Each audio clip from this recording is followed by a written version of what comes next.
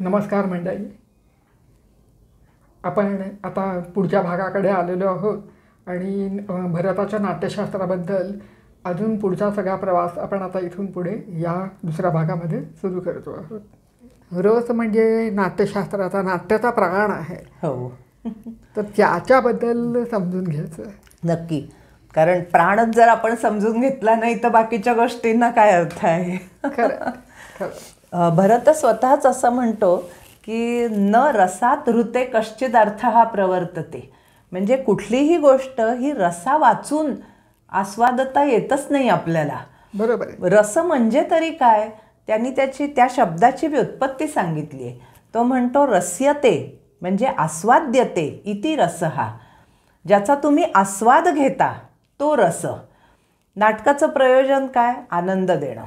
आनंद कशातून मिळतो? आस्वादातून मिळतो. आस्वाद कशाचा घ्यायचा असतो? रसाचा घ्यायचा असतो. अगदी साध्या भाषेत सांगायचं तर रस म्हणजे चव. आपण एखाद्या पदार्थाची चव घेतो तेव्हा आपण त्याचा आस्वाद घेतो. श्रीखंडाचा पहिला चमचा खाल्ला की हां मस्त झालंय हं, आणि मग आपण अगदी प्रेमाने वाटीभर श्रीखंड खातो, आपल्याला आनंद मिळतो. तीच गोष्ट नाटकाची आहे. म्हणजे भरताने स्वतः पानक रसाचंच उदाहरण दिलेलं आहे. म्हणजे पद आपण म्हणतो की नाही, आता कैरी, गूळ किंवा साखर, मीठ, केशर, वेलची वगैरे गोष्टी, प्रत्येकाची चव वेगळी आहे. पण त्या सगळ्या गोष्टी आपण ठराविक पद्धतीने ठराविक प्रमाणामध्ये एकत्र आणतो, अगदी एकजीव करतो.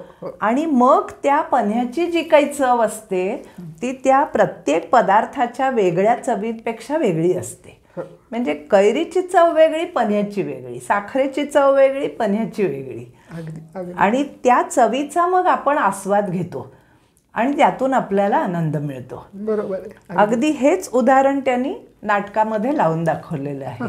की नाटकामध्ये काय असतं की नाटकामध्ये भूमिका असतात, वेगवेगळ्या नट भूमिका करत असतात, 4 प्रकारचा अभिनय ते करत असतात, संवाद बोलत असतात, रंगभूषा आहे, वेशभूषा आहे, नृत्य संगीत आहे, खूप वेगवेगळ्या गोष्टी आहेत ह्या सगळ्या. पण त्या सगळ्याचा एकत्रित परिपाक होतो ज्याचा आपण आस्वाद घेतो. बरोबर बरोबर. आता एखादं नाटक पाहून आल्यावर आहा काय नाटक होतं, मला अतिशय आवडलं असं आपण म्हणतो ना, तो आस्वाद आहे. मग विश्लेषण आपण नंतर करतो की गाणी किती छान होती किंवा तो अमक्या नटाने काम किती छान केलं, हा नंतरचा भाग आहे. पण पहिली प्रतिक्रिया काय असते? किती छान होतं, सुंदर होतं, अगदी मला फार आवडलं. हा रसाचा आस्वाद आहे. मग आता रस हे कशातून निर्माण होतात तर भरत सांगतो की नाटकामध्ये वेगवेगळे भाव दाखवलेले असतात. मग अगदी सैद्धांतिक गोष्टी बऱ्याच आहेत त्याच्यामध्ये की अर्थात. आणि ह्या सगळ्या रसाच्या विवेचनामध्ये भरताचा मानसशास्त्राचाही अभ्यास आपल्याला दिसतो बरं का. कारण माणसाच्या मनामध्ये तो म्हणतो की 8 भाव हे परमनंटली असतात, कायमचे असतात. कुठल्याही माणूस घ्या, त्याच्या मनामध्ये प्रेम, दुःख, नंतर भय, नंतर किळस हे असे किंवा विस्मय हे असे जे भाव आहेत ते असतातच असतात. फक्त ते सगळे मनाच्या पृष्ठभागावर नसतात, ते सुप्त असतात. पण आता उदाहरण घ्यायचं झालं तर प्रत्येकाच्या मनात भय, भीती ही असतेच. पण मी समोर एखादा चोर बघितला तर चोर या कारणामुळे तो भाव माझा जागा होतो एकदम. बरोबर आहे की नाही? काहीतरी कारण घडतं किंवा एखादा वाघ बघितला की तो भीती हा भाव जागा होतो. मग एखादा भाव जेव्हा जागृत होतो तेव्हा काय होतं आपल्या मनामध्ये किंवा त्याला मग आपल्या प्रतिक्रिया काय घडतात. समजा मला भीती वाटली की काय होईल, मी थरथर कापेन, माझा चेहरा पांढरा पडेल, मला तो ओरडता सुद्धा येणार नाही. मग मला पळायचं असेल पण माझे पाय असे दगडासारखे होतील की मी पळू पण शकत नाही आहे. मग माझ्या तोंडून किंचाळी बाहेर येईल. अशा काहीतरी प्रतिक्रिया मी देईन त्या भावाच्या जागृतीमुळे. बरं, भाव हा कधी एकटा येत नसतो, त्याच्याबरोबर इतर लहान मोठ्या भावना घेऊन तो येतो. म्हणजे भीती हा जरी मुख्य भाव असला तरी पण आता मी काय करू हा विचार मी करत असते. मग मला काळजी वाटते की मी आता या वाघाने मला काही केलं तर माझ्या मुलाबाळांचं काय होईल अशी काळजी मला वाटते. किंवा अरे बापरे कोणीच नाही का मला या संकटातून सोडवणार असं एक दीनपणा केविलवाणेपणा माझ्या मनात निर्माण होतो. हे सगळे वेगळ्या वेगळ्या भावना आहेत त्या माझ्या भीती या भावनेला पूरक असतात नेहमीच. अगदी प्रेम घ्या तुम्ही, एकाचं दुसऱ्यावर प्रेम आहे, ते प्रेम व्यक्त कसं होईल त्याच्या शारीरिक प्रतिक्रियातून बोलण्यातून व्यक्त होईल.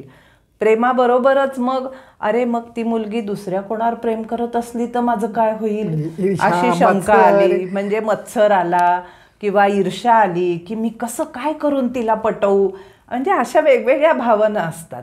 हे जे सगळं आपण अनुभवतो ना यालाच भरताने फक्त विशिष्ट संज्ञा देऊन मांडलेलं आहे. एखादा भाव जागृत होण्याचं जे कारण असतं त्याला तो विभाव असं म्हणतो. मग तो भाव जागृत झाल्यावर आपण म्हणलं की ज्या प्रतिक्रिया असतात शारीरिक मानसिक वाचिक त्यांना तो अनुभाव असं म्हणतो. आणि ह्या ज्या मुख्य भावाबरोबर निर्माण होणाऱ्या इतर भावना असतात त्यांना तो व्यभिचारी भाव असं म्हणतो. आणि मग ह्या सगळ्या गोष्टी एकत्र येतात, त्यांचा संयोग होतो आणि त्यातून रसनिष्पत्ती होते. म्हणून भरताचं प्रसिद्ध रससूत्र आहे विभाव अनुभाव व्यभिचारी संयोगात रसनिष्पत्ती ही. अगदी लक्षात ठेवणार. अगदी. आणि मग काय होतं की म्हणजे ठीक आहे आता समोर आपण एक शाकुंतल नाटकाचं उदाहरण घेतलं की दुष्यंत शकुंतलेला पाहतो, ते दोघे एकमेकांच्या प्रेमात पडतात. मग शकुंतले हे दुष्यंताच्या प्रेमाचं कारण होतं, मग तो प्रतिक्रिया देतो, त्याचे अनुभव होतात. मग आत्ता म्हटलं तसं त्याच्या मनात वेगवेगळे विचार येतात जातात, भावना निर्माण होतात, ते व्यभिचारी भाव असतात. या सगळ्यामधून त्याच्या मनातला रती म्हणजे प्रेम हा जो स्थायी भाव मगाशी म्हटलं कायमचा असलेला सुप्त तो जागृत होतो. बरोबर. आता हे सगळं समोर घडतंय, मला काय त्याचं, मी प्रेक्षक आहे. तो कोण दुष्यंत आहे तो पडे नका त्या शकुंतलेच्या प्रेमात. बरं खराही पडत नाही, तो खोटाच पडतोय, म्हणजे नट आहेत ते, शेवटी ते आपलं काम करतायत. मग मी कुठे येते या सगळ्यामध्ये, मला कसला आस्वाद मिळतो. आता पानकर रसाचंच उदाहरण पुढे चालवलं तर असं म्हणता येईल की जेव्हा प्रेक्षक हे सगळं बघत असतो ऐकत असतो त्यावेळेला त्याच्या मनातला जो स्थायी भाव आहे तो जागृत होतो आणि त्या जागृत झालेल्या स्थायी भावाचा तो आस्वाद घेतो, त्यातून त्याला आनंद मिळतो. कारण मी आस्वाद घेतला तर मला आनंद मिळणार ना, मी श्रीखंड खाल्लं तर मला आनंद होणार, दुसऱ्याने खाल्लं तर मला कशाला आनंद होईल. मग आस्वाद तरी कशाचा घेणार, माझ्या वस्तूचा घेणार. त्या दुष्यंताच्या शृंगाराचा आस्वाद मला कसा मिळेल. मग माझ्या मनातला प्रेम हा स्थायी भाव जागृत झाला तर मला त्याचा आस्वाद मिळतो. मात्र इथेच आपल्याला व्यवहार आणि नाटक ह्यांच्यातला फरक दिसतो. मी मगाशी व्यवहारातली उदाहरणं घेतली की मला वाघ दिसला आणि मी घाबरले. ही जी व्यवहारातली भीती आहे त्याचा मी आस्वाद नाही घेऊ शकत, ती भीतीच राहते फक्त. त्यातून मला काही आनंद वगैरे हा काय मस्त मला भीतीचा अनुभव आला असं नाही मी म्हणत. खरंच हा फरक आहे. आणि नाटकात मात्र अगदी आपण हॉरर शो बघतो की अगदी किती भीतो आपण, घाम फुटतो, अंग आपलं सुद्धा कापायला लागतं. पण तरी सुद्धा काय होतं म्हणजे आपल्याला आपल्या मनातली भय ही भावना जागृत झाली आहे, पण आपण नंतर काय म्हणतो, काय मस्त घेतलं होतं, अप्रतिम अगदी. म्हणजे तेव्हा आपल्याला हे माहिती असतं की तो भीतीचा आस्वाद आपण घेतो, पण त्याच वेळेला आपल्याला हे माहिती असतं की ते खरं नाहीये. म्हणजे ही जी भूमिका असते आपली म्हणजे अगदी अशी कळत नकळत सीमारेषेवर आपण असतो बघा, की म्हटलं तर खरं आहे, म्हटलं तर खरं नाही आहे. हा नाटकातल्या रसाचा प्राण आहे असं म्हणायला पाहिजे. त्यामुळे रस हा व्यवहारात नसतो, तो साहित्यात म्हणा, नाटकात म्हणा, कलेमध्येच असतो फक्त. बरोबर. बरं, आठवण झाली. आता तुम्ही साहित्यात असं म्हणाला, तर ते साहित्यात जे नवरस जे सांगितलेले आहेत ते तिथे आहे. हो, मुळात भरतानेच सांगितले. अच्छा. शृंगार हास्य करुण रौद्र वीर भयानकाः बिभत्स अद्भुत शांताः नाट्ये नवरसाः स्मृताः. आता नाट्यशास्त्राच्या काही हस्तलिखितांमध्ये 8च रसांचा उल्लेख आहे, पण आपण सामान्यपणे 9 रस मान्य करतो. हे 9 रस आहेत. मग भरतानी हा प्रत्येक रस, म्हणजे आता समजा मी लेखक आहे आणि मला एक प्रणयप्रधान नाटक लिहायचं आहे, म्हणजे शृंगार रसाचा मला परिपोष करायचा आहे. मग मी त्याच्यासाठी कथानक कसं निवडलं पाहिजे, त्यातली पात्र कशी निवडली पाहिजेत, सिच्युएशन्स आपण म्हणतो त्या कशा तयार केल्या पाहिजेत, की ज्याच्यातून तो शृंगाराचा जो मूळ स्थायी भाव आहे, प्रेम किंवा रती, तो जागृत होईल, त्याचा विकास होईल. आस्वादापर्यंत जायचं तर त्याचा विकास व्हायला हवा. ही सगळी प्रक्रिया कशी घडेल याचा विचार नाटक लिहिणाराही करतो, दिग्दर्शकही करतो, नटही करतो. इतकंच नाही तर मी मगाशी म्हटलं तसं की रंगभूषाकार, वेशभूषाकार, नेपथ्यकार, आजच्या भाषेत लाईट वगैरे साऊंड सगळं देणारी व्यक्ती, हे सगळ्यांना करावं लागतं. कारण सगळ्यांच्या एकत्रित प्रयत्नातून त्या रसाचा परिपोष होणार आहे, विकास होणार आहे. अगदी बरोबर. खरं म्हणजे मी आता हे सगळं ऐकते तेव्हा मला असं वाटतंय की लेखन कसं करावं, संपादन कसं करावं, याचा हा एक मला वस्तुपाठ आहे खरोखरच. आणि दृष्टी काय असावी ही फार महत्वाची, ही महत्वाची गोष्ट आहे. खरं म्हणजे ती अशी आकाशातनं पडत नाही, तर ही इतकी शास्त्रशुद्ध तुम्हाला मांडलेली मिळते. अगदी अगदी अगदी. म्हणजे एक उदाहरण द्यायचं झालं तर आता समजा भीती हा भाव घेतला तर भरत म्हणतो की भीतीची कारणं वेगळी वेगळी असू शकतात आणि कारणाप्रमाणे मग तुमचे अनुभव पण वेगळे असतात. व्यभिचारी भाव पण वेगळे असतात. म्हणजे वाघ दिसल्यावरची भीती आणि मला कोणीतरी फाशी देणार आहे ही भीती, ह्याच्यात फरक आहे. कारणात फरक असेल, परिणामात फरक पडणारच. म्हणजे नाटककारांनी किती विचार करायचा आहे आणि नटांनी अभिनय करताना ती भीती का आहे, मग या कारणामुळे जर भीती आहे तर त्यातून काय प्रतिक्रिया निर्माण व्हायला हव्यात, हा सगळा विचार मानसशास्त्रीय मी जो म्हटलं तो भरतानी केलेला आहे. किंवा अभिनय करताना सुद्धा कशा पद्धतीने त्याचा विकास करत न्यायचा त्या भावनेचा, हे पण त्याच्यामध्ये तो सांगतो. पूर्ण रसाध्याय आणि भावाध्याय असे 2 अध्यायच आहेत आणि तिथे प्रत्येक भाव म्हणजे 33 भाव त्यांनी सांगितलेत, व्यभिचारी भाव. त्या प्रत्येक भावामध्ये कशा क्रिया प्रतिक्रिया होतात, त्याला पूरक इतर भाव कोणते, हे सगळं तो अगदी मानसशास्त्रीय पातळीवरती उतरून सांगत असतो. हे मुळातनं वाचलं पाहिजे. माझी आता भयंकर उत्सुकता जागी झालेली.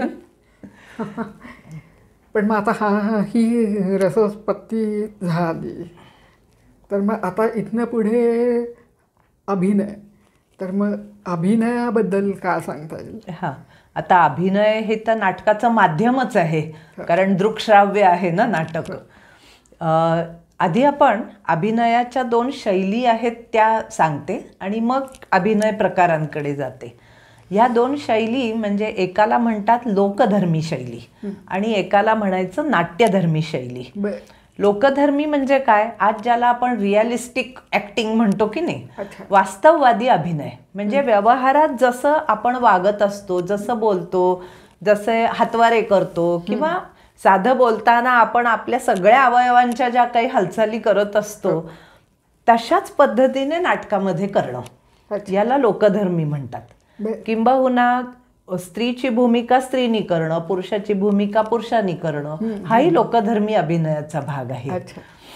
आणि म्हणजे मला एक उदाहरण आठवलं आत्ता की बालगंधर्वांच्या विषयी असं सांगतात की राजवाड्याचा किंवा असा सेट असेल, अशी काही कथावस्तू असेल, रुक्मिणी श्रीकृष्णाची कथा आहे किंवा कसा उभद्र आहे, तर ते अस्सल रेशमी आणि जरीची वस्त्र आणवत असत.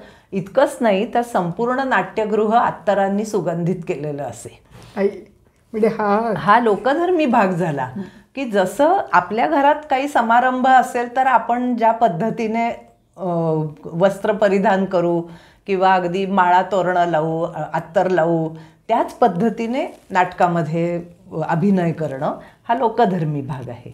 आणि नाट्यधर्मी याचा अर्थ जो फक्त नाटकातच आपल्याला दिसतो, व्यवहारात दिसत नाही. म्हणजे मग त्याच्यामध्ये नृत्यमय हालचाली, संगीत. आता मराठी संगीत नाटकं आपल्याला माहिती आहेत. आता आपण काही व्यवहारात असं मध्येच गद्य मध्येच पद्य असं नाही बोलत, पण नाटकामध्ये ते असतं. हा नाट्यधर्मी अभिनयाचा भाग झाला. किंवा स्त्रियांच्या भूमिका पुरुषांनी करणं किंवा स्त्रियांनी पुरुषांच्या भूमिका करणं. त्याच्यानंतर नृत्यात्मक अभिनय, म्हणजे आजही नृत्य करताना मुद्रा वापरल्या जातात. हा मुद्रांनी केलेला अभिनय हा नाट्यधर्मी अभिनय आहे. कारण हा अभिनय सांकेतिक असतो. त्याच्या मागचा संकेत आपल्याला माहीत असावा लागतो, तर त्या अभिनयातनं आनंद मिळतो. म्हणजे अगदी साध्या भाषेत सांगायचं तर वास्तववादी अभिनयामध्ये थोडा गडदपणा आणला, म्हणजे ज्याला इंग्रजीत लाऊड म्हणतात, की तो नाट्यधर्मी होतो. असा त्याच्यामध्ये अगदी पातळीचा थोडासा फरक पण आहे. किंवा वेगवेगळ्या आता नेपथ्यामध्ये सगळे काय सेट लावलेले असतात किंवा खोटे प्राणी पक्षी दाखवले जातात, हा नाट्यधर्मीचा भाग आहे. किंवा गौरी म्हटलात ते नाट्यधर्मी आहे, पूर्ण नाट्यधर्मी आहे. किंवा तुम्हाला आठवत असेल सई परांजपेंचं जास्वंदी म्हणून नाटक होतं, त्याच्यात 2 मांजरी एकमेकांच्यात बोलतायत असा भाग होता. हा नाट्यधर्मी अभिनय झाला. मांजरं माणसाच्या भाषेत कशी बोलतील व्यवहारामध्ये. किंवा बाबासाहेब पुरंदर यांचं राजशिवाची अगदी किंवा दिलीप प्रभावळकर बहुरूपी करतात, तो नाट्यधर्मी अभिनयाची शैली आहे ती. तर ह्या 2 अभिनय शैली आहेत. अर्थात त्याच्यामध्ये भरत असं नाही म्हणत की एक नाटक पूर्ण लोकधर्मी तर लोकधर्मीच करा, दुसरं असंच करा, असं नाही. तो म्हणतो कशी गरज असेल त्याप्रमाणे त्याचं तुम्ही परम्युटेशन कॉम्बिनेशन वेगवेगळ्या पद्धतीने करू शकता. आणि मग आपण अभिनयाकडे आलो की ह्या शैली आहेत, पण अभिनयाचे 4 प्रकार त्यांनी सांगितले. पहिला आहे तो वाचिक अभिनय, दुसरा आहे आंगिक किंवा शारीरिक अभिनय, तिसरा आहार्य आणि चौथा सात्विक अभिनय. वाचिक म्हणजे संवाद जे बोलले जातात, गाणी गायली जातात, तो वाचिक वाणीने केलेला अभिनय असतो. मग तो सांगताना भरतानी पहिली गोष्ट ही केली आहे की संवाद म्हणजे ते साहित्य झालं, नाट्याची संहिता आहे ना ती. मग त्या साहित्याचे गुण कोणते, नाटक लिहिताना त्या संवादांमध्ये किंवा नाट्यकथेमध्ये गुण कुठले असले पाहिजेत, दोष कोणते टाळले पाहिजेत, ती भाषा सुंदर कशी केली पाहिजे. शेवटी ती नाटकाची भाषा आहे ना, व्यवहारापेक्षा वेगळी आहे. मग ती सुंदर कशी होईल. किंवा पद्य असतील तर त्यांचे छंद किती वेगळ्या वेगळ्या प्रकारे वापरू शकतात. बरोबर. ह्या सगळ्याची तो माहिती देतो. आणि प्रत्यक्ष नटाला संवाद फेक, डायलॉग डिलिव्हरी आपण ज्याला म्हणतो, ती कशा पद्धतीने करायची. आजच्या काळात तर ह्याला खूप महत्त्व आहे. अगदी श्रीराम लागूंचं तर एक पुस्तकच आहे या वाचिक अभिनयावरती. हा सगळा भाग वाचिक अभिनयात भरत सांगतो. म्हणजे पॉज कुठे घ्यायचा, थांबायचं कुठे, कुठल्या मध्यलयीत बोलायचं, द्रुतलयीत बोलायचं, तारस्वरात कधी बोलायचं, मंद्रस्वरात कधी बोलायचं, म्हणजे भावना काय आहे, कथा काय आहे, पात्रांचे एकमेकांशी संबंध काय आहे, त्याच्यावर हे सगळं ठरत असतं ना. अगदी हा सगळा भाग येतो वाचिकमध्ये. नंतर शारीरिक अभिनय, त्याच्यामध्ये अगदी शरीराचे जे मुख्य अवयव आहेत, म्हणजे मस्तक, मान, छाती, कंबर, पाय, हात, त्यांचा अभिनय तर भरतानी सांगितलाच आहे. पण महत्त्वाची गोष्ट अशी की उपांगांचा अभिनय तो सांगतो. म्हणजे अगदी एक उदाहरण देते, दृष्टी. त्यांनी दृष्टीचे इतके प्रकार सांगितले की प्रेम दाखवायचं आहे तर दृष्टी कशी हवी, राग दाखवायचा आहे तर दृष्टी कशी हवी. कुठलीही भावना तुम्ही शब्दाशिवाय दृष्टीतून व्यक्त करू शकता किंवा साधं तुमच्या डोकं हलवण्यावरून व्यक्त करू शकता. म्हणजे प्रेमाच्या भावनेत तुमचं मस्तक किती हलेल, रागामध्ये किती हलेल, ह्याचाही त्यांनी विचार केलेला आहे. असा तो उपांगांचा अभिनय सांगतो. त्याच्याच बरोबर त्यांनी मुद्रा सांगितलेल्या आहेत, ज्या आपण नृत्यात आजही भरतनाट्यम किंवा भारतीय शास्त्रीय नृत्यात वापरल्या जातात. तो नाट्यधर्मीचा भाग आहे, पण त्याही शारीरिक अभिनयामध्ये येतात. नंतर येतो आहार्य अभिनय. आहार्य म्हणजे रंगभूषा, वेशभूषा, केशभूषा, अलंकार, फुलं वगैरे काय काय वापरणं, आणि मुख्य म्हणजे आज ज्याला आपण नेपथ्य म्हणतो, रंगमंचीय सजावट, हा सगळा भाग आहार्यमध्ये येतो. मग त्यामध्ये त्यांनी इतकं बारीक सारीक मार्गदर्शन आहे की वस्त्र कशी असायला पाहिजेत, अलंकार कसे, स्त्रियांचे कोणते, पुरुषांचे कोणते, कोणत्या वेळेला कोणते आणि किती अलंकार घालायला पाहिजेत. त्याच्यानंतर एक खूप महत्त्वाची गोष्ट त्यांनी सांगितली आहे की अलंकार किंवा आता ऐतिहासिक नाटकं असतात, त्याच्यात शस्त्र वगैरे असतात, ढाली, तलवारी, गदा बिदा. तो म्हणतो हे सगळे खोटे बनवा, खरे बनवले तर ते जड होईल नटाला आणि त्याला घाम फुटेल, तो बेशुद्ध व्हायची वेळ येईल. 3 तास जर त्यांनी ते खरं लोखंडी चिलखत घातलं तर काय होईल त्याचं. म्हणजे इतकं बारीक सारीक त्यांनी लक्ष देऊन सांगितलेलं आहे. मग ह्या खोट्या बनवायच्या तर कशा बनवायच्या, कशापासून बनवायच्या, हा सगळा भाग आहार्य अभिनयामध्ये येतो. किंवा अगदी त्यांनी हे पण सांगितलंय की हलत्या वस्तू कशा बनवाव्या. अरे म्हणजे आज आपण फिरता रंगमंच आणि काय या सगळ्या गोष्टी, किंवा रंगमंचावर धडधडत जाणारी आगगाडी पहा वगैरे अशी जाहिरात असायची नाटकांची. तर अशा प्रकारच्या गोष्टी मंचावर कशा दाखवता येतील हे पण त्याने सांगितलेलं होतं. अगदी अगदी किती पुढे असं म्हटलं पाहिजे. हा आहार्य झाला. चौथा भाग सात्विक अभिनयाचा आहे. सात्विक ह्याचा अर्थ आपला नेहमीचा सात्विक शब्द नाही बरं का. सत्व म्हणजे अस्तित्व. अच्छा. रंगमंचावर खरं अस्तित्व कोणाचं असतं, त्या पात्राचं असतं. म्हणजे रामावरचं नाटक असेल तर राम या पात्राचं अस्तित्व खरं आहे. मग नट काय करतो, त्यांनी आता मी अमुक अमुक म्हणून नाही तो रंगमंचावर उभं राहिलेला, त्याला राम म्हणून उभं राहायचं आहे किंवा दुष्यंत म्हणून उभं राहायचं आहे. म्हणजे त्या नटाने दुष्यंतामध्ये किंवा रामामध्ये शिरलं पाहिजे, त्याला सत्व म्हटलेलं आहे. किती सुंदर कल्पना. म्हणजे आज ज्याला आपण म्हणतो की भूमिकेला जागला एखादा नट, किंवा अगदी म्हणजे ग्लिसरीन लावून अश्रू तर कुणी काढू शकेल, पण काहीही न वापरता प्रत्येक प्रयोगामध्ये डोळ्यातनं अश्रुधारा वाहतायत, हे सोपं काम नाहीये. हा कस आहे नटाचा, हा सात्विक अभिनय आहे. म्हणजे तो तुम्ही म्हणाला तसं त्याच्या भूमिकेत शिरल्याशिवाय नाहीच येणार. काय येतील, नटाचा काय संबंध नाही आहे ह्या समोर चाललेल्या गोष्टींशी, पण त्या तो भूमिकेत शिरला की जो अभिनय तो करतो तो सात्विक अभिनय. मग त्याच्यामध्ये शरीराला घाम फुटणं किंवा शरीराचा थरकाप होणं, चेहऱ्याचा रंग उडणं, आवाज बदलणं, स्वरामध्ये बदल होतो वेगवेगळ्या भावनांमुळे, मूर्छा येणं, असे सात्विक अभिनयाचे प्रकार सांगितलेले आहेत.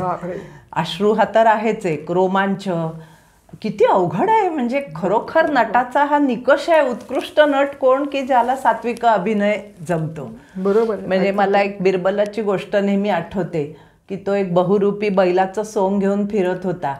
तो खरंच किती कुशल आहे हे बघण्यासाठी बिरबलाने त्याच्या अंगाला काठीने ढोसलं, तर बैल जसा कातडी अशी हलवतो त्याला काही लागलं तर, तसं त्यांनी त्याची ती खोटी काय जी होती झूल ती अशी हलवली. मग बिरबल म्हणाला हा खरा बहुरूपी आहे. बरोबर आहे. म्हणजे त्याने तो सात्विक अभिनय दाखवला, उत्तम केला खरंच. आणि नटाला पुन्हा हे 4ही अभिनय एकाच वेळेला सगळे करावे लागेल. हो अर्थातच. त्यामुळे नटाच्या शिक्षणावर खूप भर दिलाय भरताने. अच्छा. म्हणजे त्याचं शिक्षण हा अगदी एक मोठा विषय आहे. मुळात नाट्याचार्य अशी एक त्यांनी वेगळी कॅटेगरीज केली आहे. म्हणजे नाट्य शिकवणारा गुरु, अच्छा, त्याचे गुण काय असायला पाहिजेत ते त्यांनी सांगितलंय. त्यांनी कसे माणसं ओळखून घ्यायची, कशी त्यांची परीक्षा घ्यायची, मग त्यांचा शिकवायचं कसं आणि कोणत्या भूमिकेला कोणता नट पात्र आहे हे कसं ठरवायचं, हे सगळं त्यांनी सांगितलेलं आहे. का म्हणजे कमाल आहे, खरंच कमाल आहे. आणि एक सामाजिक दृष्टीने सांगायची गोष्ट अशी की अगदी आत्ता म्हणजे 19व्या शतकापर्यंत आपल्याकडे रंगमंचावर स्त्रिया काम करत नव्हत्या. नंतर सुरू झालं, पुरुषच काम करत असत. पण भरत सांगतो की रंगमंचावर स्त्रिया आणि पुरुष दोघांनी अभिनय करावा. म्हणजे जे नृत्य संगीतात्मक किंवा शृंगार करुण अशा भावना मुख्य असणारे प्रयोग असतील ते जास्त करून स्त्रियांनीच करावे पूर्णपणे. आणि मग वीर रौद्र वगैरे रसांचा भाग असेल तर पुरुषांनी ते नाटक करावं. त्यांनी असे प्रयोगाचे 2 प्रकारच केलेत. एक आविद्ध म्हणजे अशा रौद्र भावना दाखवणं ज्याच्यात अंतर्भूत आहेत असं नाटक, आणि दुसरं सुकुमार म्हणजे सौम्य भावना नृत्य संगीताच्या माध्यमातून दाखवणं, हा सुकुमार प्रयोग. आणि तो मुद्दाम स्त्रियांनी करावा असं तो म्हणतो. किंबहुना गाण्याच्या बाबतीत सुद्धा तो गायिकांना पसंती देतो बरं का, गायकांपेक्षा. अरे वा. म्हणजे केवढा त्याने विचार केलेला. पण मग आता हे सगळं आपण बघितल्यावर नृत्य, त्या नाट्यशास्त्रात नृत्य आणि संगीत हे जे आहे तर त्याच्याबद्दल सांगा. भरताच्या मते नृत्य आणि संगीत ह्या वेगळ्या कला नव्हेत, त्या नाट्यकलेचा भागच आहेत. म्हणजे अगदी त्यांचा समवाय संबंध आहे असं म्हणलं तरी चालेल. म्हणजे नृत्य संगीत ह्या वरून चिकटवायच्या किंवा सजावटीसाठी वापरायच्या गोष्टी नाही आहेत, त्या अंगभूतच आहेत नाट्यामध्ये.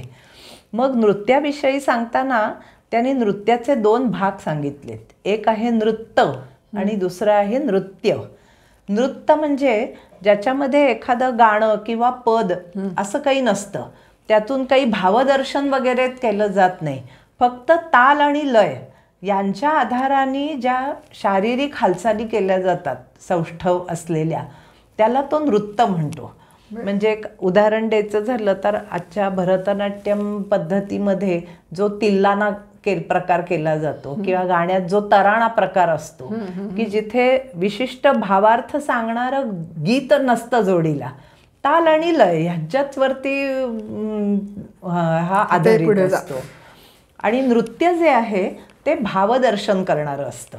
म्हणजे एखादं गाणं असेल, पद असेल, त्याच्यातला जो विशिष्ट अर्थ आहे म्हणजे भाव आहे तो प्रेक्षकांपर्यंत पोचवणारचं काम हे नृत्य करत असतं. असे 2 प्रकार त्यांनी सांगितले. आणि मग दोन्हीसाठी मी म्हटलंच आता की मुद्रा सांगितल्या. करणं हा जो नृत्यात्मक हालचालीचा अगदी मूलभूत भाग आहे. करणं म्हणजे शरीराच्या अवयवांची एक सौष्ठवपूर्ण हालचाल, अशी करणं त्याने सांगितली. 108 करणं सांगितलीत त्याने. आणि मग ही करणं एकत्र करून त्याचे अंगहार कसे होतात, म्हणजे एक धारावाहिक हालचाल. प्रत्यक्ष नृत्य आपण पाहतो तेव्हा ते धारावाहिक असतं, असं एकच हालचाल करून कोणी थांबत नसतं. पण अनेक करणं मिळून ती धारा तयार होते, त्याला तो अंगहार म्हणतो. आजही आपल्या सगळ्या ज्या भारतीय शास्त्रीय नृत्यशैली आहेत तिथे हीच करणं आणि हेच अंगहार, अर्थात त्याच्यामध्ये पुष्कळ त्याचे संयोग वेगवेगळ्या पद्धतीने होऊ शकतात. ते स्वाभाविक आहे, ते स्वाभाविक आहे, आवश्यक पण आहे, पण मूळ हेच आहे. आणि संगीताविषयी त्यांनी कंठसंगीत आणि वाद्यसंगीत असे 2 भाग सांगितलेले आहेत.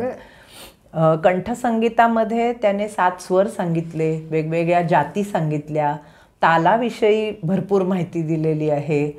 नंतर विशिष्ट भावनेला अनुकूल कोणते स्वर असतात, विसंवादी कोणते स्वर असतात, अशी सगळी शास्त्रीय माहिती तो देतो. आणि वाद्यसंगीतामध्ये त्यांनी 4 प्रकारची वाद्य सांगितली आहेत. तत म्हणजे तंत्री वाद्य, म्हणजे सतार, वीणा वगैरे अशी तार असलेली. दुसरी आहेत ती अवनद्ध, म्हणजे चामड्यानी मढवलेली वाद्य असतात ना, म्हणजे तबला, पखवाज अशी वाद्य. नंतर घनवाद्य म्हणजे टाळ किंवा झांजांसारखी आपटून वाजवायची वाद्य. आणि सुशिर वाद्य म्हणजे बासरीसारखी अच्छा. जी हवेच्या मदतीने वाजवली केली जातात. जातात. हां, अशा 4 प्रकारची वाद्य तो सांगतो. बरं. त्याच्यातही बासरी आणि वीणा ह्या 2 वाद्यांवर त्याचं फार प्रेम आहे. बरं. आणि मुख्य गोष्ट की नृत्यात्मक हालचाल, ते वाद्य आणि नर्तकाचा किंवा नर्तिकेचा हालचाली आणि कंठसंगीत या सगळ्याचा मेळ बसला पाहिजे. हो, तर त्यातून रसास्वाद सिद्ध होईल. बरोबर आहे. कुठलीही एक गोष्ट कमी पडली तर ती बघा, संपलं. आपण म्हणतो एखादा पदार्थ नाही चांगला झालाय पण काहीतरी कमी आहे, हां, असं तसं ते होतं. होतं. मग तो आस्वादामध्ये फरक पडतो. बरोबर आहे, अगदीच बरोबर आहे. मग हे आपण नृत्य संगीताबद्दल नाट्यशास्त्रामध्ये जे आहे त्याच्याबद्दल आपण बघितलं. पण मग अशी तुम्ही असं पण म्हणाला होता की तेव्हा नाट्यस्पर्धा व्हायच्या. हो. तर मग नाट्यस्पर्धा म्हटलं की खूप काही आलं त्याच्यामध्ये. आलं ना. तर त्याच्याबद्दल माहिती करून घ्यायची होती. नाट्यस्पर्धा होत असत हे भरत तर सांगतोच. शिवाय संस्कृत नाटकांमध्येही किंवा साहित्यामध्येही आपल्याला तसे पुरावे मिळतात की नाट्यस्पर्धा होत असत आणि वेगवेगळे संघ त्याच्यात भाग घेत असत आणि विजयी संघाला रोख बक्षीस आणि पताका मिळत असे. आणि बाणभट्टांनी असा उल्लेख केला आहे की भासकवीच्या नाटकांनी अनेक वेळा पताका जिंकल्या आहेत स्पर्धांमध्ये. याचा अर्थ स्पर्धा होत होत्या. मग स्पर्धा आल्या की त्याच्यामध्ये परीक्षक आले. भरतच सांगतो त्याला तो प्राश्निक असं म्हणतो परीक्षकांना. आणि हे परीक्षक समाजाच्या वेगवेगळ्या थरात न निवडावेत असं त्यांनी सांगितलंय. म्हणजे त्याच्यामध्ये कोणी नृत्यात पारंगत पाहिजे, एक गायनात पाहिजे, राज्यव्यवहारात पारंगत पाहिजे. इतकंच काय, एखादी गणिका पाहिजे म्हणजे शृंगाराचा भाग बरोबर केलाय की नाही हे बरोबर ती सांगू शकेल. वादक पाहिजेत, नर्तक पाहिजेत, असे वेगवेगळ्या क्षेत्रातले पंडित प्राश्निकांच्या समूहामध्ये म्हणजे त्या ज्युरीजमध्ये असले पाहिजेत. आणि मग त्यांनी काय करायचं, आपापलं जे क्षेत्र आहे त्या संदर्भात समोरचा नाट्यप्रयोग किती कसाला उतरतोय त्याचं परीक्षण करायचं आहे. आणि मग सगळ्यांनी मिळून आपला निर्णय राजाला सांगायचा आणि मग राजा त्याशी घोषणा करून ती पताका देणार. इतकंच नाही तर 2 नाट्यप्रयोग अगदी सारखे झाले तुलना केली तर दोघांनाही पताका द्यावी असंही तो म्हणतो.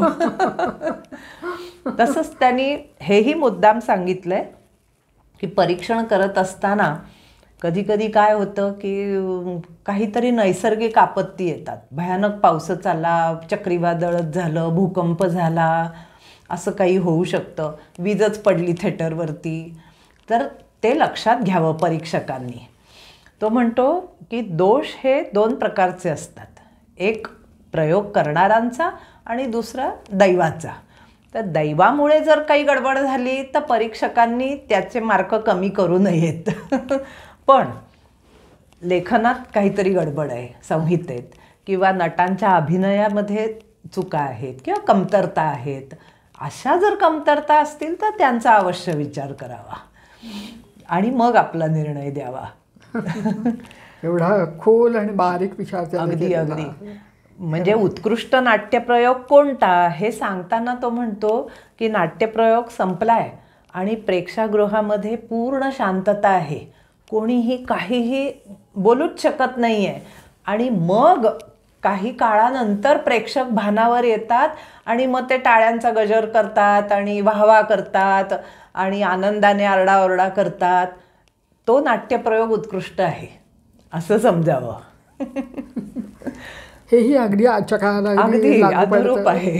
अगदी अगदी. पण हे असं एक सर्वांगीण विचार करणारं सुरेख असं नाट्यशास्त्र आहे. तर या नाट्यशास्त्राचा प्रभाव कोणत्या कोणत्या क्षेत्रावर पडलेला आढळतो? पुष्कळच. म्हणजे नाट्यशास्त्राची महती आणि त्याचा प्रभाव दोन्ही फार मोठं आहे. पहिली गोष्ट, आपण सुरुवातीला म्हटलं तसं की नाट्यशास्त्र हे आपल्याला उपलब्ध असलेला सगळ्यात प्राचीन ग्रंथ आहे नाटकावरचा. त्यामुळे पुढच्या काळामध्ये जे सगळे अभिनय, नृत्य, संगीत ह्या विषयावरती ग्रंथ लिहिले गेले, म्हणजे धनंजयाचं दशरूपक असेल किंवा भावप्रकाशन म्हणून ग्रंथ आहे शारदा तनयाचा, नंदिकेश्वराचा अभिनय दर्पण आहे, ह्या सगळ्या ग्रंथांवरती नाट्यशास्त्राचा प्रभाव आपल्याला दिसतो. म्हणजे नाट्यशास्त्रापेक्षा फार वेगळं, विरोधी किंवा फार नवीन काही नंतर कुठे आलंय असं आपल्याला क्वचितच एखाद्या गोष्टीमध्ये आढळेल, पण तिथे सगळीकडे नाट्यशास्त्राचा प्रभाव दिसतो. किंवा साहित्यशास्त्रात सुद्धा ते दिसतं आपल्याला.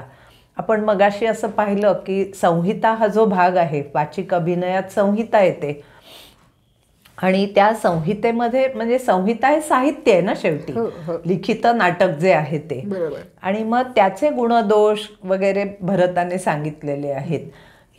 याच कल्पना पुढे साहित्यशास्त्रात प्रवाहित झालेल्या दिसतात.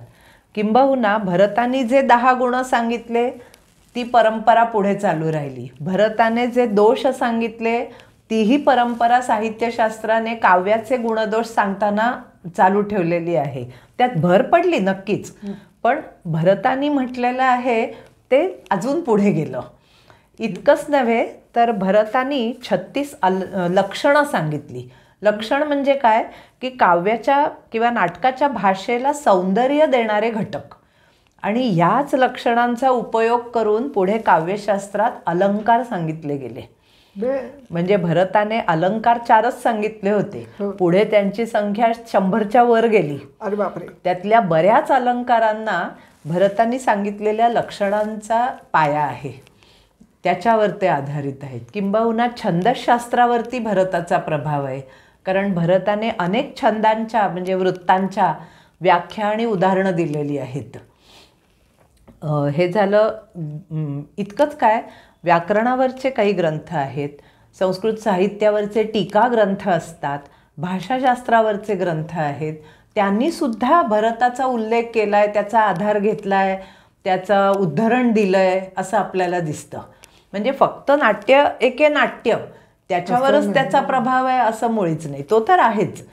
हा झाला ग्रांथिक परंपरेवरचा प्रभाव. पण त्याच्याही पेक्षा आणखीन नृत्य परंपरेवर नाट्यशास्त्राचा अजूनही प्रभाव आहे. की ह्या सगळ्या ज्या आपल्या कुचिपुडी, मोहिनीअट्टम अशा ज्या भारतीय शैली आहेत त्यामध्ये हे करणं, अंगहार, मुद्रा, भावदर्शन हे सगळं जे येतं ते नाट्यशास्त्राच्याच पायावर आधारित आहे. म्हणजे आजसुद्धा जे श्रेष्ठ नृत्य विशारद आहेत ते नुसता नृत्याचा अभ्यास करत नाहीत, ते नाट्यशास्त्रामध्ये पंडित असतात आणि ते आग्रह धरतात की विद्यार्थ्यांनी नाट्यशास्त्राचा अभ्यास करावा तर त्यांच्या नृत्यकलेला चांगला पाया मिळेल. संगीतशास्त्रावर जे ग्रंथ लिहिले गेले, संगीत रत्नाकरासारखे, त्यालाही नाट्यशास्त्राचाच पाया आहे. किंबहुना भारतीय संगीताची चौकट जी नाट्यशास्त्राने घालून दिली ती अजूनही बाधित झालेली नाही, ती आहे तशीच आहे, त्याच्यात पुढे भर पडून प्रगती झालेली आहे. इतकंच काय, शिल्पकलेवरती आपल्याला प्रभाव दिसतो. उदाहरणार्थ चिदंबरम जे दक्षिणेमध्ये आहे तिथे 8व्या शतकातलं जे नटराजाचं मंदिर आहे तिथे भरताने सांगितलेली 108 करणं कोरलेली आहेत. म्हणजे त्या नर्तिका तिथे कोरलेल्या आहेत 108, आणि प्रत्येक नर्तिके म्हणजे त्या शिल्पाखाली संस्कृत श्लोक आहे भरताने दिलेला त्या करणाचं वर्णन करणारा. किती गोड. तसंच आपल्याला तंजावरच्या बृहदीश्वर मंदिरात सुद्धा दिसतं. म्हणजे हा शिल्पकलेवरचा प्रभाव आपल्याला सांगता येईल. बरोबर. नाट्य क्षेत्रावरती तर आहेच, कारण भरतानंतरचे पुढचे सगळे जे संस्कृत नाटककार आहेत त्यांनी भरताच्या परंपरा पूर्णपणे पाळलेल्या आहेत. म्हणजे मगाशी सांगितलं तसं कथानक त्याची रचना किंवा त्याच्यातले बारकावे किंवा पात्र कशी वेगळी वेगळी डेव्हलप करायची, विकसित करायची, किंवा रंगमंचावर काय दाखवायचं काय नाही दाखवायचं, निषिद्ध काय, हे सगळं ते, किंवा अंक आणि प्रवेशक यांच्या रचना असतात. या सगळ्यामध्ये संस्कृत नाट्यसृष्टी ही भरतावर अवलंबून आहे. आणि मग संस्कृतमुळे काय झालं, पुढे वेगवेगळ्या प्राकृत आणि प्रादेशिक भाषांमध्ये जी कला रुजली ते सुद्धा सुरुवातीला सगळी नाट्यशास्त्राच्या आधारानेच पुढे गेलेली आहे. खूप उशिरा मग त्याच्यावरती पाश्चात्य प्रभाव पडला आणि थोडं वेगळं वळण भारतीय नाट्यकलेनी घेतलं, पण तोपर्यंत तरी भरताचा प्रभाव आहेच. म्हणजे आज सुद्धा केरळमध्ये कुडियाट्टम म्हणून सादर होतं बघा प्रकार नृत्य नाट्याचा, तो पूर्णपणे संस्कृतात असतो आणि तो नाट्यशास्त्रावर आधारित असतो. किती छान. इतकंच काय, लोकनाट्याच्या आपल्या भारतात खूप परंपरा आहेत. म्हणजे बंगालमध्ये जात्रा असतं किंवा दक्षिणेत भागवत मेला असतो, यक्षगान असतं, अगदी महाराष्ट्रातला दशावतार घ्या, सगळ्यामध्ये नाट्यशास्त्राचं प्रतिबिंब दिसतं आपल्याला. म्हणजे मगाशी जे आपण म्हटलं ना, आविद्ध म्हणजे असा रणधुमाळी वगैरे असलेला नाट्यप्रयोगाचा जो प्रकार आहे तोच दशावतारामध्ये दिसतो. त्यातला शंकासूर, देवासुरांच्या कथा आणि ती सगळी मांडणीची पद्धत, हे सगळं नाट्यशास्त्राला धरून आहे. म्हणजे मुळात नाट्यशास्त्राचा विचारच मला वाटतं की तो इतका मूलभूत आहे की त्याच्यामध्ये फार बदल व्हायची वगैरे शक्यता तशी तुलनेने कमी राहते असं म्हणता येईल. हो, म्हणजे दोन्ही बाजू आहेत याला. म्हणजे कसं झालं आहे की मूळ परंपरेला भिडून आपण त्यानुसार करून पाहावं अशी उर्मी अगदी आत्तापर्यंत नाट्यकर्मींच्या मनामध्ये वेळोवेळी आलेली आहे. म्हणजे उदाहरणच द्यायचं झालं तर गोविंद केशव भट, त्यानंतर विजया मेहता, असे पुष्कळ नाटककार किंवा दिग्दर्शक आपल्याकडे होऊन गेले की ज्यांनी प्रयोग म्हणून भरताच्या नाट्यशास्त्राला धरून नाटकाचे प्रयोग बसवले. विजया मेहतांनी शाकुंतल केलं, द ग गोडसे पण त्यामध्ये होते त्यांच्याबरोबर, किंवा गोविंद केशव भट सरांनी मुद्रा राक्षस त्या पद्धतीने केलं आणि ते विजया मेहतांनी दिग्दर्शित केलं. ते चित्तरंजन कोल्हटकर काम करत असत. उत्तर भारतात सुद्धा अनेक नाटककार आहेत की जे मुद्दाम प्रयोग म्हणून भरताच्या नाट्यशास्त्रानुसार कसा नाट्यप्रयोग होईल त्याचा अभ्यास करून प्रयोग करत असतात.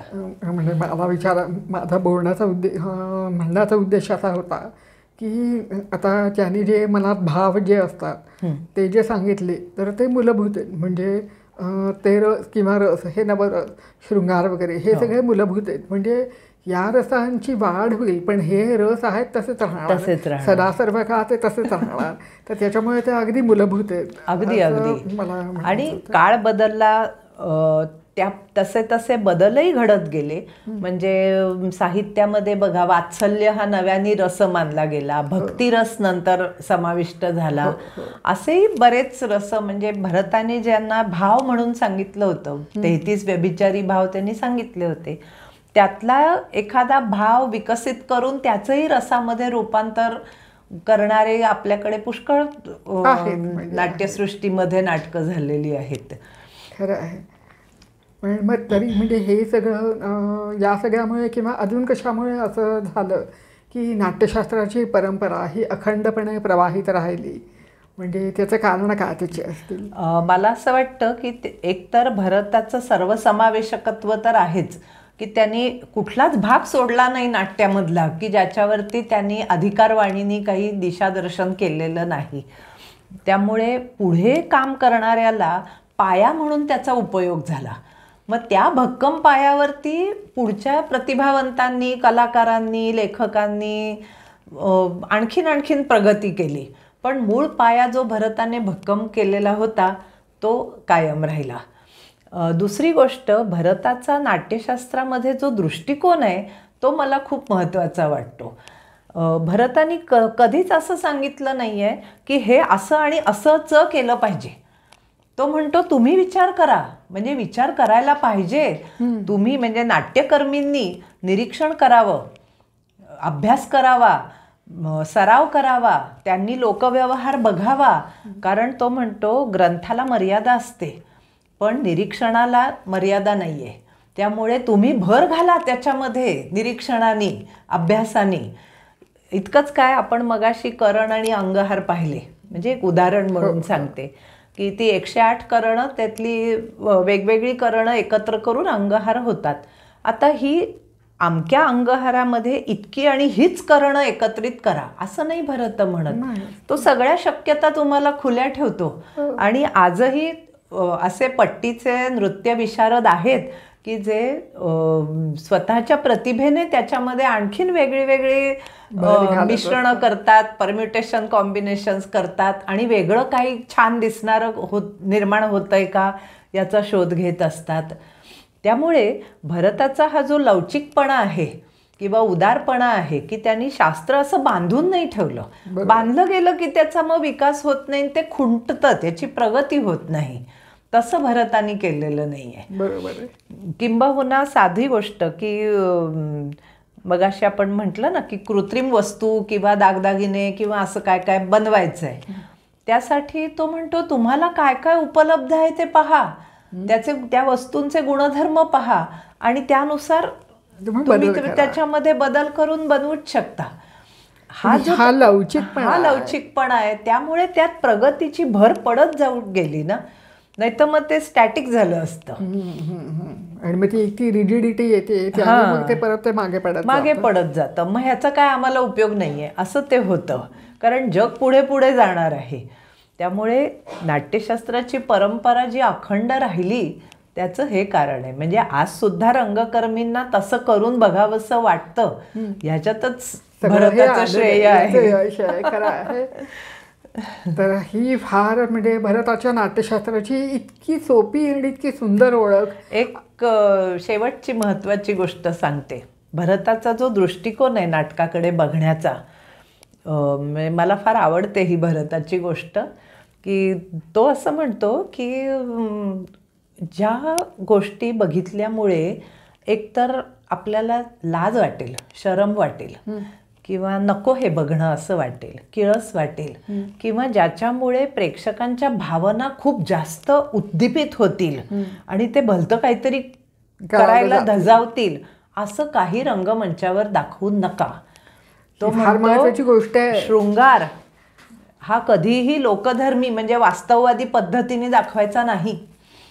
बरोबर. किंवा नायक नायिका एकत्र शयन करतायत, भोजन करतायत, जलक्रीडा वगैरे करतायत, रंगमंचावर दाखवायचं नाही. तुम्ही निवेदनातून सांगा, पण ते प्रत्यक्ष दृश्य नाही दाखवायचं. किंवा हिंसेची दृश्य ही रंगमंचावर दाखवू नका.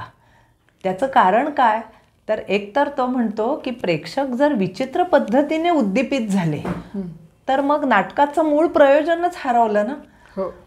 कारण मूळ प्रयोजन जे आहे ते सदाचाराचा उपदेश आणि मनोरंजन हे आहे. त्यात विकृती नाही निर्माण होता कामा. आणि शृंगाराच्या बाबतीत तो म्हणतो की नाटक ही कुटुंबातल्या सगळ्यांनी एकत्र बसून बघण्याची कला आहे. तो अगदी नावं घेऊन सांगतो की आई वडील, सासू सून, सासरा, मुलं बाळ सगळे एकत्र बसून नाटक बघत असतात, किंबहुना बघावं त्यांनी. मग त्या सुनेला असं नाही वाटतं कामा की अगं बाई हे काय सासरे शेजारी आहेत आणि मी काय हे बघते. अशा तऱ्हेची लज्जा किंवा शरम कोणाच्या मनात नाही उत्पन्न झाली पाहिजे. म्हणजे त्यांनी मर्यादा पण सांगितलेली. अगदी हे मला कौतुक वाटतं. अगदी की ज्या फार गरजेच्या आहेत.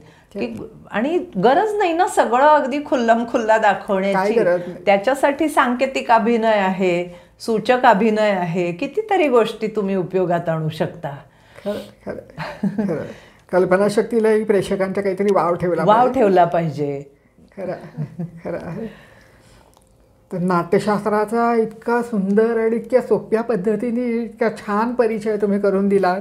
मला आता अशी उत्सुकता लागली की मी ते कधी एकदा ते पुस्तक आणते ते मूळ अभ्यास करते. अगदी जरूर. तशी नाट्यशास्त्राची भाषा फार क्लिष्ट वगैरे नाही आहे.